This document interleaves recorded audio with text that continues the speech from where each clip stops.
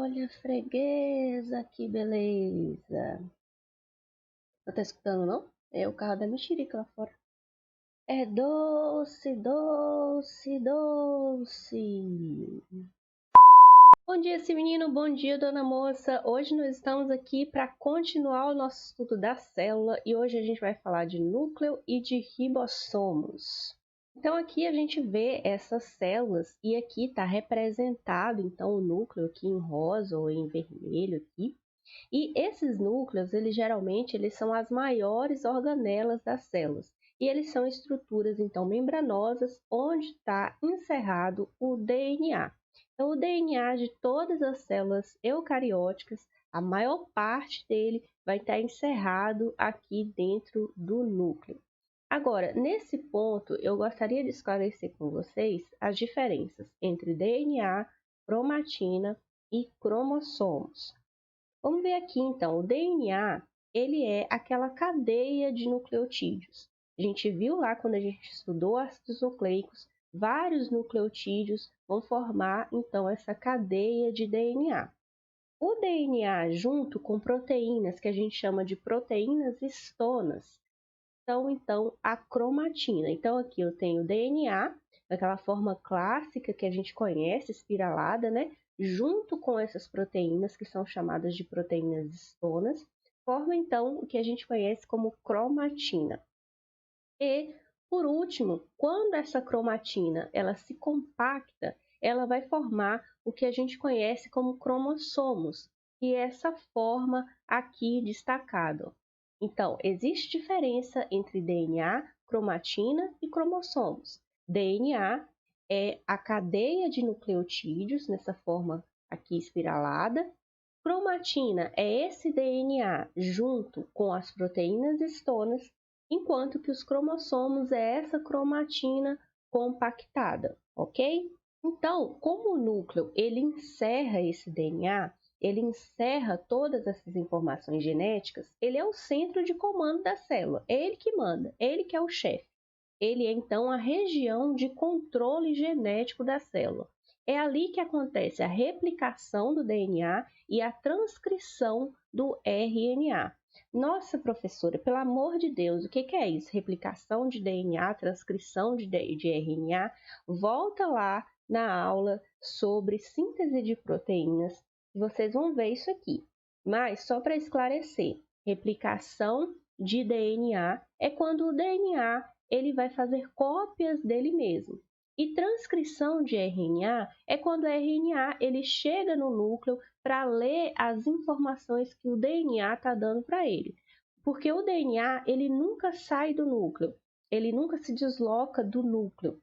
Então, o RNA ele tem que entrar no núcleo e ver quais são as informações que o DNA está dando. Ele tem que chegar lá e dizer, e aí, DNA, qual é a de hoje, né? Qual é a boa de hoje? Para, então, fazer essas funções, fazer essas ordens que o DNA está dando lá no citoplasma das células, juntamente com as organelas. Tanto é tal a importância desse centro de controle, que é o núcleo, e células que não têm núcleo, células eucarióticas que não têm núcleo, como por exemplo as hemácias, elas têm uma atividade restrita. Elas não conseguem, por exemplo, se duplicar, se dividir. Então, como eu falei para vocês, esse núcleo ele é encerrado em membrana, ele é uma estrutura membranosa e ele tem duas membranas ali formando o seu envelope nuclear, que é essa membrana aqui então que envolve todo o núcleo. Antigamente, a gente chamava esse envelope nuclear de carioteca, só que esse termo ele caiu em desuso e hoje a gente só usa envelope nuclear. E dentro ali desse envelope nuclear, preenchendo todo o núcleo, a gente tem o nucleoplasma, que é como se fosse um citoplasma do núcleo, só que a gente chama de nucleoplasma. E esse envelope nuclear aqui, gente, a gente ainda pode observar que ele tem esses poros aqui nucleares. Esses poros, eles têm aqui em volta deles essas proteínas que a gente chama de proteínas do complexo de poro. Essas proteínas do complexo de poro controlam quem pode e quem não pode entrar no núcleo. Geralmente moléculas menores, elas conseguem entrar livremente, elas não são detectadas pelo complexo de poro, mas moléculas maiores têm que passar pelo crivo aí, vamos dizer assim, desse complexo de poro ali. E dentro do núcleo, a gente ainda tem uma região que é chamada de nucléolo. Agora, esse nucléolo, ele é uma região aqui, ó. Ele não é envolvido por membrana, ele é uma região do núcleo. Aqui nessa imagem, ó, a gente pode ver melhor, talvez, esse nucléolo aqui. Aqui o núcleo, tá vendo? Com os poros dele aqui. E aqui essa região que a gente chama de nucléolos. Nessa região é onde acontece o início da formação dos ribossomos. A gente vai falar sobre os ribossomos já já, mas aqui a gente precisa saber que é nessa região aqui que tem esse início a formação desses ribossomos, que são formados por um tipo especial de RNA, que é chamado de RNA ribossomal. Então é nessa região aqui do nucléolo onde ocorre, onde começa, né, a produção desse RNA ribossomal, e é aqui também onde o RNA transportador ele é processado. Lembra daquele RNA que transporta os aminoácidos para a formação das proteínas? Ele é processado aqui no nucléolo também, tem esse início, o processo dele aqui no nucléolo. Mas principalmente é a formação de RNA ribossomal. Dependendo das células, geralmente aquelas células que têm uma atividade maior na formação de proteínas e secreção de proteínas, vai ter mais de um nucléolo. Então, tem células, dependendo do tipo dela, que ela pode ter 1, 2, até 3 nucléolos. Uma coisa que é interessante a gente chamar a atenção é em relação ao aspecto desse núcleo. Porque normalmente a gente representa o núcleo como redondinho ali no centro da célula. Só que esse aspecto desse núcleo, ele pode variar de acordo com a fase do ciclo celular que a gente está falando e de acordo com o tipo celular que a gente está falando também. Por exemplo, quando a célula se encontra em divisão celular, a gente não consegue visualizar esse núcleo. Por quê? Ele precisou se desintegrar para a formação das células filhas. Ora, se a célula vai se dividir, esse núcleo, então, ele tem que se desintegrar para ir parte do DNA para uma célula, parte para outra célula. Então, nessa fase de divisão celular, a gente não consegue visualizar esse núcleo.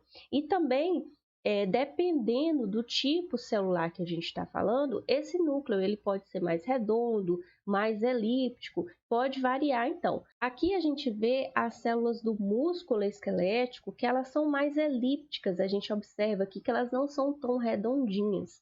E outra coisa também em relação à posição desse núcleo. Por exemplo, aqui nesse adipócito, esse núcleo ele é mais periférico, ele não é no centro, ele pode ser deslocado. Então, é interessante a gente ter isso em mente, dependendo do tipo e da fase de vida da célula que a gente está falando, esse núcleo ele pode ter diferentes formas e diferentes posicionamentos, nem sempre ele vai ser redondinho daquele jeito. E ainda tem células, como por exemplo, células do músculo esquelético, que elas têm vários núcleos. Muito que bem, mas eu falei para vocês então que lá no núcleo tem uma região que a gente chama de nucléolo, que é a região onde é produzido, onde se inicia, né, o processo de produção daquele RNA especial, que é o RNA ribossomal, que vai formar essas organelas maravilhosas aqui, que são os ribossomos.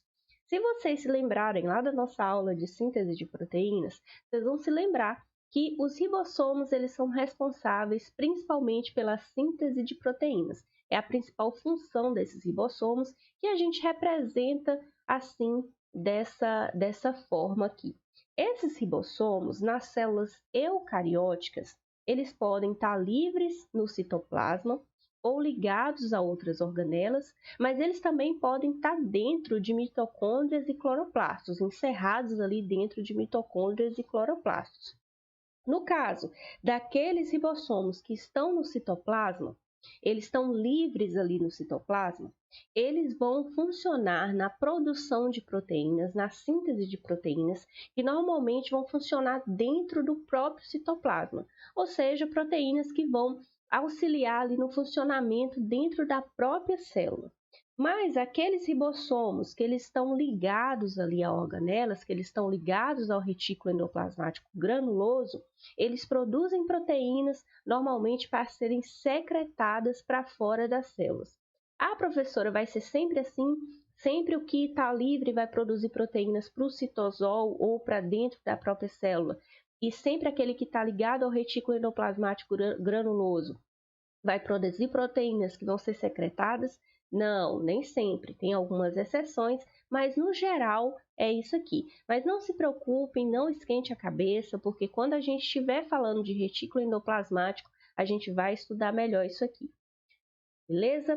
Então tá, eu falei para vocês que a representação do ribossomo geralmente é assim, né? Geralmente a gente representa ele dessa forma aqui. Só que não é bem assim que ele se apresenta na célula. Se a gente pudesse ver as moléculas que compõem esse ribossomo, ele seria mais ou menos dessa forma aqui. Então, esses ribossomos, como eu falei para vocês, eles vão ser compostos por esse tipo de RNA, que é o RNA ribossomal, e mais proteínas. Na verdade, existem mais de 50 tipos de proteínas que podem formar esses ribossomos. E essas proteínas, a gente chama elas de uma maneira geral de proteínas ribossomais. E esse ribossomo, a gente divide ele nessas unidades aqui. Então, eu vou ter uma subunidade menor, que está aqui, né, que é essa subunidade aqui, uma subunidade maior, que está aqui, e o sulco, que é por onde passa o RNA para que ele leia e faça a produção de proteínas. Mas vamos voltar para a nossa forma aqui mais bonitinha. Ó. A gente vê então aqui a subunidade maior, aqui representada, e a subunidade menor, e aqui o sulco por onde está passando o RNA mensageiro, que é quem ele vai ler para fazer a proteína. Aqui a gente vê representado a proteína saindo aqui, sendo formada a cadeia polipeptídica. Então, esse RNA mensageiro, ele passa aqui por esse sulco e vai realizando a síntese proteica. E se eu tenho vários ribossomos ligados a um RNA mensageiro, como representado aqui nessa imagem, ó, eu tenho um RNA mensageiro aqui em vermelho e vários ribossomos ligados a esse RNA mensageiro, eu vou ter então um polissomo, né, que são vários ribossomos ligados a um RNA mensageiro. E esses todos aqui vão formar uma única proteína, tá? Se eu tenho aqui, ó, 4 ribossomos lendo um RNA mensageiro, não são 4 proteínas que vão ser formadas, não. É uma proteína só. Lembra lá da nossa aula de síntese de proteínas. Agora, uma coisa que é interessante dos ribossomos é que existe uma diferença entre os ribossomos dos procariontes e dos eucariontes. E é aí que alguns antibióticos agem. Alguns antibióticos vão se aproveitar dessa diferença entre os ribossomos dos procariontes, como, por exemplo, ribossomos de bactérias que podem causar inflamações na garganta, por exemplo, e esses ribossomos dos eucariontes. Então, é por isso que quando a gente toma um antibiótico, ele não age sobre os nossos ribossomos, por causa dessa diferença.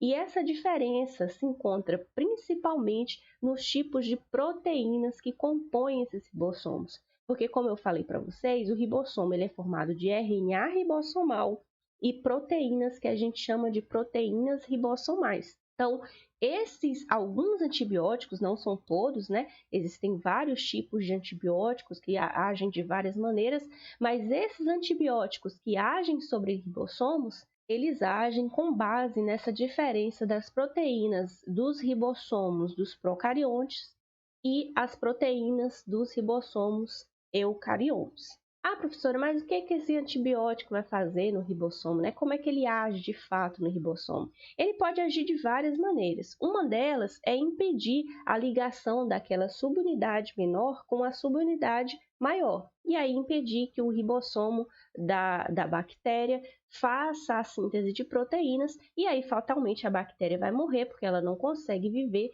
sem a síntese dessas proteínas.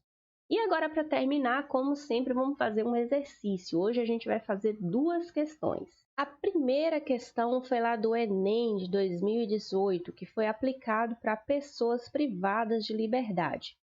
A ricina, substância tóxica extraída da mamona, liga-se ao açúcar galactose presente na membrana plasmática de muitas células do nosso corpo.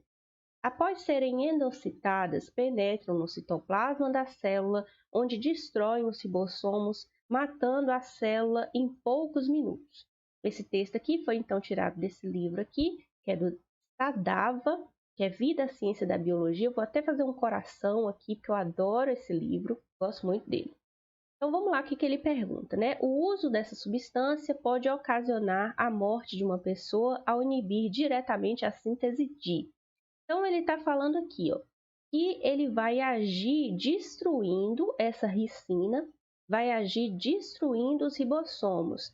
Para os fãs de Breaking Bad, tem um episódio que ele usa ricina, ou pelo menos que ele tenta usar ricina, eu não lembro mais. Mas tem lá falando, um episódio falando sobre ricina. Se eu conseguir encontrar, vou deixar aqui na descrição. Se tiver aqui é porque eu consegui, se não tiver é porque eu não consegui encontrar. Então tá, então a substância, então a ricina, né, destruiu os ribossomos. E o que aconteceu então para a pessoa morrer? O que inibiu ali? O que aconteceu? O que inibiu para que a pessoa morra? O que o ribossomo é responsável mesmo, gente? Ele é responsável pela síntese de proteínas, né? Então vai ocorrer a parada da síntese de proteínas. Então vai ocorrer a parada da síntese de RNA? Não, né? De DNA? Também não. De lipídios? Também não. De proteínas? Isso sim. E carboidratos? Também não. Então a resposta, letra D, de dado. A próxima questão é lá da Universidade Federal de Santa Catarina, caiu em 2011. O núcleo é uma estrutura que coordena e comanda todas as funções celulares. Sobre essa estrutura, assinale verdadeiro e falso. 1. Ao observarmos o núcleo interfásico em microscópio óptico, verificamos a total compactação da cromatina, que passa a se chamar cromossomo. Gente, só relembrando aqui, ou só esclarecendo aqui, que o núcleo interfásico é aquele núcleo entre as divisões celulares. A intérfase é a fase entre as divisões celulares, tá? Então, se a célula ela não está em divisão celular, a cromatina, lembra da cromatina, que é o DNA mais as proteínas histonas, ela não vai se compactar em cromossomos, porque se ela está na fase de intérfase, ela está em alta atividade, então ela não compacta o seu DNA em cromossomos. Então essa daqui está falsa, essa uma aqui está falsa, vou colocar um F de falso aqui na frente. O 2, o nucleolo é uma região de intensa síntese de RNA ribossômico, ou RNA-R.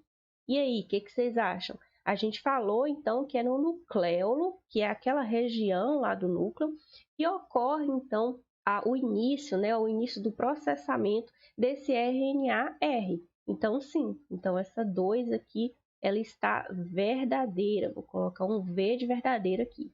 A 3, a cromatina é formada por uma única e longa molécula de RNA associadas a várias moléculas de glicoproteínas.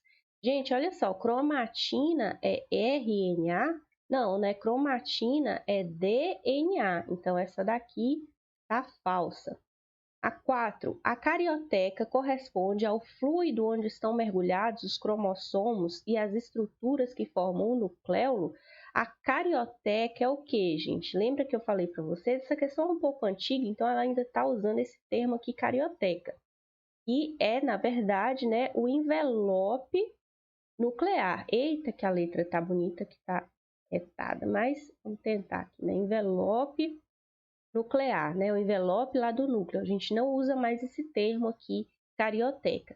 Mas, de qualquer forma, ela corresponderia ao fluido onde estão mergulhados os cromossomos, o DNA? Não, né? Ela não é o fluido, ela seria, então, o envelope. Então, essa daqui também está falsa. 5. O nucleolo, mergulhado no nucleoplasma, está presente nas células eucarióticas, podendo haver mais de um por núcleo. Essa daqui está certíssima, está verdadeira, porque ó, o nucleolo, né, que é aquela região lá do núcleo, ele está mergulhado no nucleoplasma, que eu falei para vocês, como se fosse o citoplasma do núcleo, está presente em células eucarióticas, podendo haver mais de um por núcleo, pode haver mais de um nucleolo por núcleo, como eu falei também para vocês. Então, essa daqui também está verdadeira. Então, a resposta seria falso, verdadeiro, falso, falso e verdadeiro. Vamos ver aqui qual é a que corresponde. E já está aqui logo de cara, ó, letra A. Falso, verdadeiro, falso, falso e verdadeiro. Então, letra A de amor. Então é isso, gente. Essa foi a nossa aula de hoje. Espero que tenha ajudado vocês. Qualquer dúvida, qualquer sugestão, coloque aqui nos comentários que eu vou tentar responder o mais breve possível. Até mais!